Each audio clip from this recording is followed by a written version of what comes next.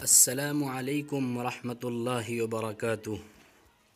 ناظرین، کیا کسی غیر مسلم ہندو یا عیسائی وغیرہ کے ساتھ بیٹھ کر کھانا پینا جائز ہے؟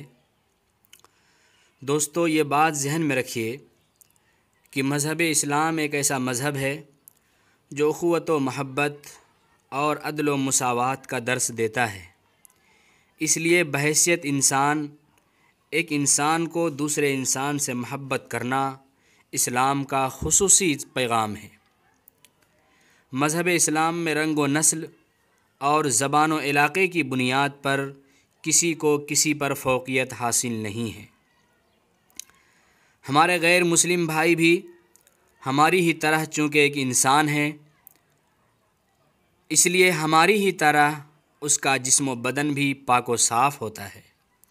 لہٰذا اگر اس کے جسم پر کوئی بھی ظاہری نجاست وغیرہ نہ ہو اور کھانے پینے کی چیز فی نفسہ حلال اور پاک ہو، تو کسی بھی غیر مسلم، ہندو، سکھ، عیسائی وغیرہ کے ساتھ مل جل کر کھانا اور پینے کی کوئی چیز ہو تو پینے میں بھی شرعاً کوئی حرج نہیں ہے۔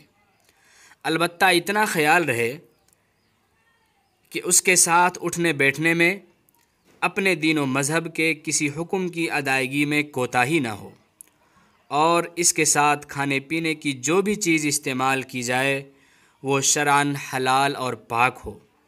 اگر اس کی ہم نشینی اختیار کرنے میں دین و ایمان کا نقصان ہو رہا ہو یا ماکولات و مشروبات سرے سے حلال ہی نہ ہو تو ایسی چیزوں سے دور رہنے ہی میں فائدہ ہے۔